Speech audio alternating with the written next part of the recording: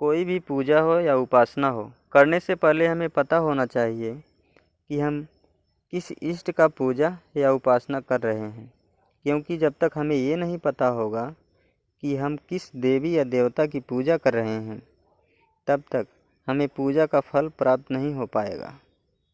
हम बात कर रहे हैं छठ पूजा की। छठ पूजा का शुरुआत कब हुआ और किसने किया? दोस्तों, छठ पूजा की शुरुआत महाभारत काल से हुई। सूर्यपुत्र कर्ण ने सूर्यदेव के परम भक्त थे। वो घंटों तक पानी में खड़े होकर भगवान सूर्यदेव की आराधना किया करते थे। भगवान सूर्यदेव के साथ साथ षष्ठी माँ यानी छठी माता को प्रसन्न करने के लिए जीवन के महत्वपूर्ण अवयवों में सूर्य तथा जल की महत्ता को मान देते हुए इन्हें साक्षी मानकर गंगा, यमुना या किसी भी पवित्र नदी, तालाब या पोखरा के किनारे पूजा की जाती है। माना गया है कि षष्ठी माँ यानी छठ माता सूर्यदेव की बहन है, जो बच्चों की रक्षा करने वाली देवी हैं और वो बच्चों की रक्षा करती हैं। और छठ व्रत को करने से लंबी आयु का वरदान मिलता है। शिशु के जन्म के 6 दिनों बाद इन्हीं देवी का पूजा किया जाता है। इनकी प्रार्थना करने से शिशु को स्वास्थ्य, सफलता और दीर्घायु होने का आशीर्वाद प्राप्त होता है। पुराणों में इन्हीं देवी का नाम कात्यायनी बताया गया है, जिनकी पूजा नवरात्र के षष्ठी तिथि को किया जाता है। आज मैं आप लोगों को एक कहानी सुनाता हूँ। इस कहानी को आप लोग ध्यान से सुनना। कहानी सुनने से पहले चैनल को सब्सक्राइब जरूर कर देना। प्रियव्रत नाम के एक राजा थे और उनकी पत्नी का नाम मालिनी था। दोनों को कोई संतान नहीं थी। इस बात से राजा और उनकी पत्नी दोनों बहुत दुखी थे।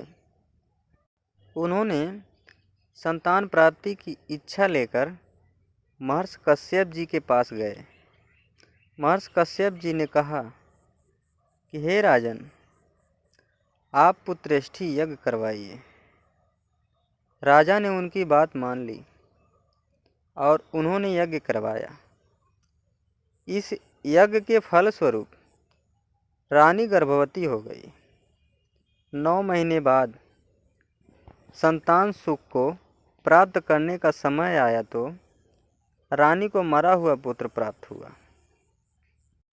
इस बात का पता चलने पर राजा को बहुत दुख हुआ और वो आत्महत्या करने का मन बना लिया। लेकिन जैसे ही राजा ने आत्महत्या करने की कोशिश की, ठीक वैसे ही राजा के सामने एक सुंदर देवी प्रकट हुई। देवी ने राजा से पूछा, ये तुम क्या कर रहे हो? राजा ने सारी बात बताई। राजा ने पूछा, आप कौन हैं देवी?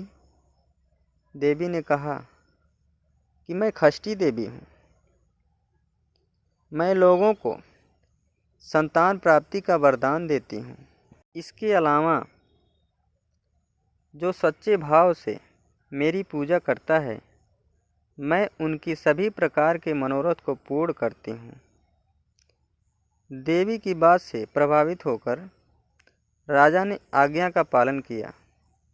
राजा और उनकी पत्नी षष्ठी तिथि के दिन पूरे विधि विधान से षष्ठी देवी की पूजा की। इस पूजा के फलस्वरूप राजा का पुत्र जीवित हो गया और राजा ने तभी ये घोषणा कर दी अपने राज्य में कि आज से हमारे राज्य में सभी लोग छठ पूजा मनाएंगे। तब से छठ पूजा का आरंभ हुआ।